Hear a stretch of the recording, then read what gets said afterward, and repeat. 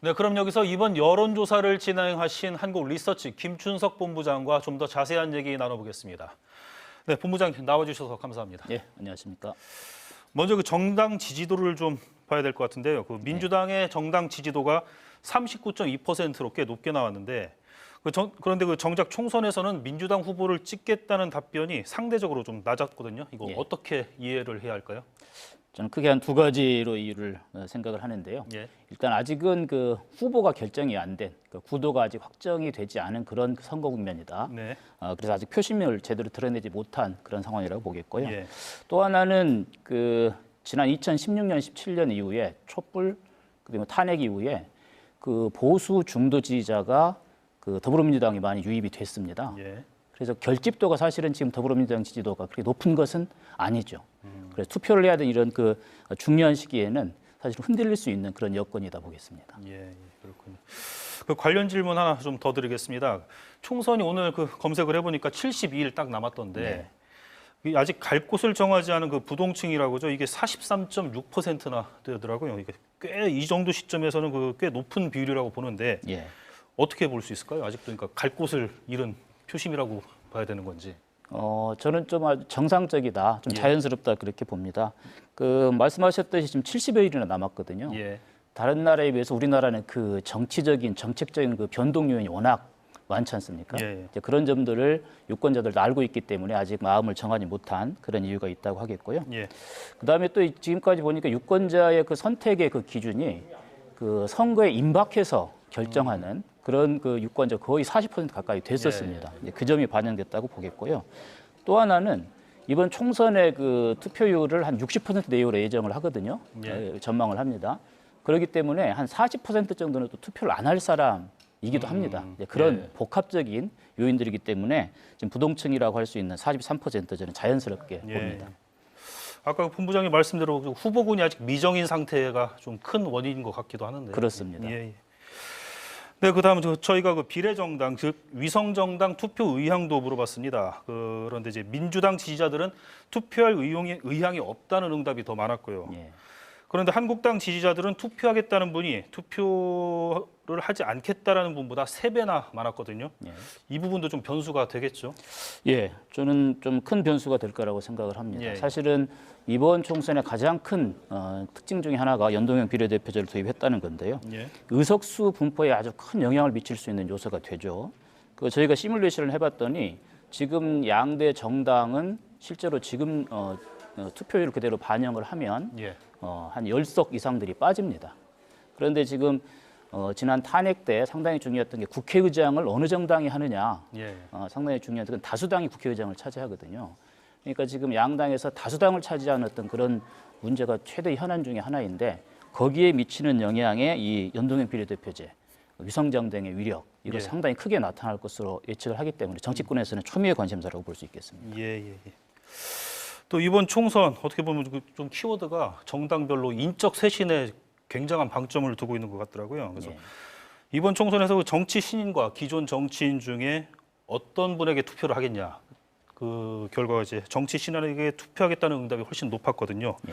이 부분도 좀 설명을 해주시겠습니까? 예, 근본적으로는 우리 유권자가 국회의원에 대한 불신이 워낙 크죠. 예. 그것이 반영됐다고 보이고요. 그렇기 때문에 역대 우리 총선을 보게 되면 정치 신인의 진입 비율이 상당히 높았습니다. 예. 40% 내외 됐었거든요. 이번에도 뭐 거기에서 크게 달라지지 않을 것이다 이렇게 판단이 되는데요. 예. 유권자들이 어떤 그런 정치 신인에 대한 기대감이 분명히 있다고 하겠죠. 특히나 보면 농촌보다는 도시 그리고 고학력 중도층에서 많아요. 그러다 보니까 이번에도 대전, 세종, 충남에서 대전에서 정치 신인에 대한 기대감이 상당히 더 높았거든요. 예.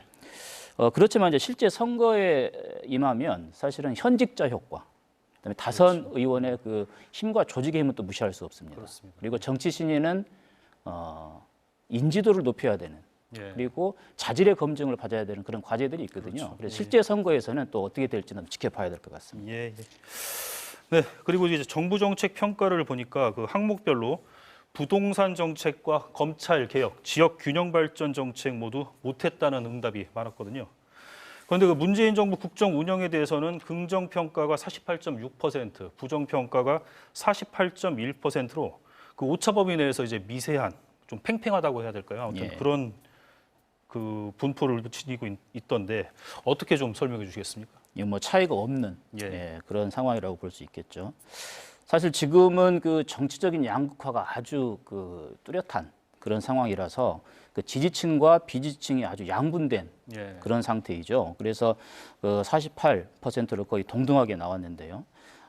그럼에도 불구하고 정책에서 부정적인 평가가 있음에도 불구하고 아직까지는 그 48% 대등한 어떤 유지하는 큰 힘은 대통령 개인의 호감도가 상당히 높습니다. 예. 그 점이 일단 받치는 힘이 되고요.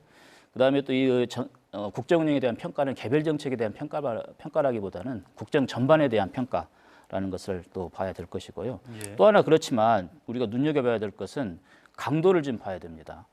그 매우 잘못했다라는 응답이 26.5%. 예. 근데 매우 잘했다는 응답 14.5%예요.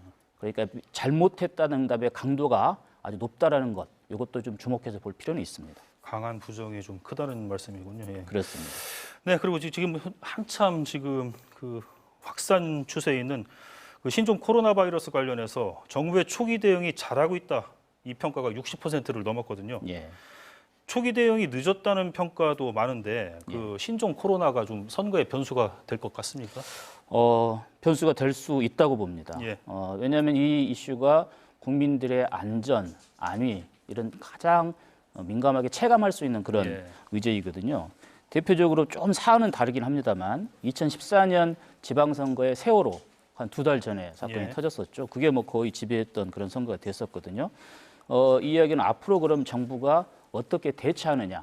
사실 지금까지 하나의 현상이지만 앞으로는 정부 대응에 따라서 평가가 달라질 수 있겠다. 예. 그렇기 때문에 상당히 주목되는 그런 이슈라고 볼 수 있겠고요. 예. 야당 입장에서 또 다른 측면에서는 사실은 선거운동을 더 열심히 해야 되는 입장이 야당입니다. 그런데 코로나 때문에 선거운동을 제대로 못하는 이 환경, 이 자체는 또 하나의 그 부정적인 어떤 요소도 될 수 있겠죠. 네. 알겠습니다. 시간 관계상 오늘은 여기까지 듣도록 하겠습니다. 한국리서치 김춘석 본부장이었습니다. 예, 고맙습니다. 감사합니다. 예.